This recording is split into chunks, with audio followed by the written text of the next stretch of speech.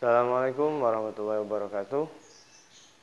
Apa kabarnya anak-anakku sekalian yang ada di rumah? Mudah-mudahan semuanya dalam keadaan sehat walafiat. Oke, kita lanjut materi yang kemarin. Ya, kemarin kan sudah nih tentang barisan dan deret aritmatika. Kita lanjut yaitu sekarang ke bab baru tentang koordinat kartesius. Mari kita simak bersama-sama. Unsur-unsur sistem pada koordinat kartesius, yaitu ada titik pusat, ordinat, absis, ya, positif, negatif. Oke. Untuk titik pusat, namanya juga titik pusat, berarti titik yang berada di pusat atau di tengah-tengah. Nah, ini dikatakan titik pusat O. Misalnya titik pusat O itu di titik 0,0. Kemudian ada yang mendatar, ini mendatar, garis suku X, ini dikatakan ordinat. Kemudian yang tegak, nah, atau biasa disebut dengan absis. Kemudian ada bilangan positif. Yang positif itu mana? Ini dari titik pusat ke kanan untuk mendatar, dia positif. Berarti kalau ke kirinya dia negatif. Maka 0, 1, 2, 3, 4, dan seterusnya. Positif ke kiri, negatif. Negatif 1, negatif 2, negatif 3, negatif 4, dan seterusnya. Nah, untuk yang tegak, Y ke atas dia juga positif. 1, 2, 3, 4, dan seterusnya. Maka ke bawahnya dia negatif, ya. Negatif 1, negatif 2, negatif 3, negatif 4, dan seterusnya. Nah, ini lebih enak itu sebenarnya menggunakan buku berpetak, ya, lebih memudahkan. Nah, sekarang kita coba cara menggambarnya. Cara menggambar koordinat kartesius. Contoh, diketahui titik P 2,4, titik Q 2, negatif 2, dan titik R negatif 3, negatif 2. Gambarlah titik-titik tersebut. Oke, kita buat dulu. Nah, kurang lebih seperti ini. X, Y. Ini titik pusat, ya. O. Di sini 0,0. Nah, titik P yang pertama 2,4. Ya, ini A atau X, ini Y. 2,4. X-nya 2, Y-nya 4. X kan ini. Ya. Ini adalah sumbu X, ini sumbu Y. X2, Y4. X2 dia positif. Tadi positif itu ke kanan. Misalkan di sini 1, 2. Kemudian Y-nya 4. Y positif 4. Positif itu ke atas. 1, 2, 3, 4. Nah, maka titiknya kurang lebih di sini. Oke. Kemudian ini adalah 2,4. Titik Q 2, negatif 2. X-nya 2, Y-nya negatif 2.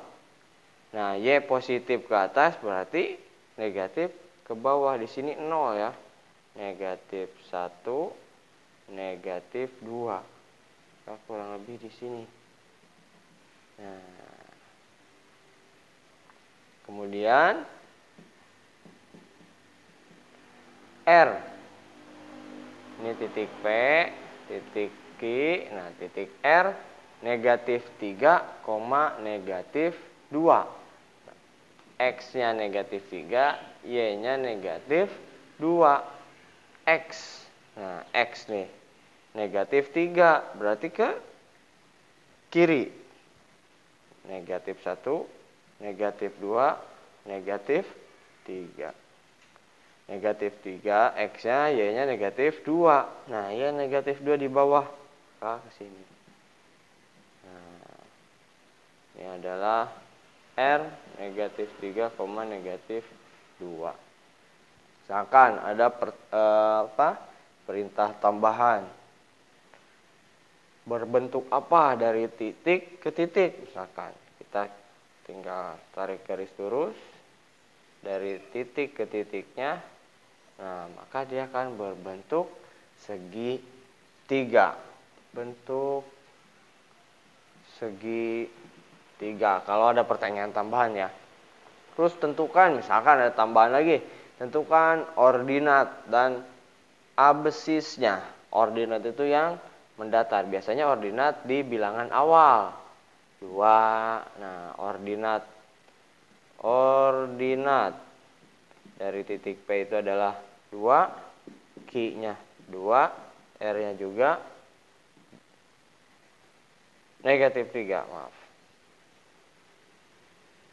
R-nya negatif 3 untuk ordinatnya. Untuk absisnya bilangan yang keduanya atau titik Y-nya, yaitu untuk titik P 4, untuk titik Q negatif 2, untuk titik R negatif 2. Jika ada pertanyaan tambahan ya. Oke. Banyak contoh-contoh lain tentang sistem koordinat Kartesius. Oke, kurang lebih seperti ini tentang menggambar koordinat Kartesius. Nah, sekarang kalian coba latihan. Untuk latihannya tidak hanya koordinat Kartesius, saya akan satukan atau saya akan tambahkan latihan dengan latihan yang kemarin ya, tentang barisan dan deret aritmatika. Jadi barisan dan deret aritmatika yang mana? Oke, nanti kita lihat di latihannya. Nah, ini untuk latihannya 1, 2, 3, 4 dan ini nomor 5. 1, gambarlah titik-titik. Yang kedua, sebutkan absis. Hanya absisnya saja. Yang ketiga, sebutkan ordinatnya saja. Nah, yang nomor 4, tulis 5 buah titik dalam bentuk pasangan berurut sehingga absis sama dengan ordinat. Jadi untuk yang nomor 4, kalian menuliskan 5 buah titik. Harus ada ordinat dan absisnya ya. Jadi nilai absis dan ordinatnya itu harus sama. Contohnya negatif 2 dengan negatif 2, negatif 100 dengan negatif 100, seperti itu. Nah, kemudian setelah kalian menuliskan 5 buah titik dalam bentuk pasangan berurut, kalian gambarkan pada bidang koordinat. Kalian buat gambarnya seperti ini. Ya. Nah, ini yang nomor 5. Diketahui suku ketiga dan ke-8. Suatu barisan aritmatika berturut-turut adalah 2 dan negatif 13. Tentukan jumlah 20 suku pertama. Nah, di sini ada kategori jumlah. Berarti kalau jumlah itu dia menggunakan deret aritmatika. Untuk langkah awalnya sama. Mencari nilai A dan B-nya sama seperti materi yang kemarin. Nanti setelah nilai A-nya diketahui, nilai B-nya diketahui, baru menggunakan rumus deret aritmatika. Oke, jika masih ada yang kurang paham atau saat menyelesaikan ada kendala, silahkan tanyakan saja ya, jangan sungkan-sungkan. Oke, mungkin itu aja dari saya, mudah-mudahan bermanfaat. Syukron, mohon maaf lahir dan batin. Assalamualaikum.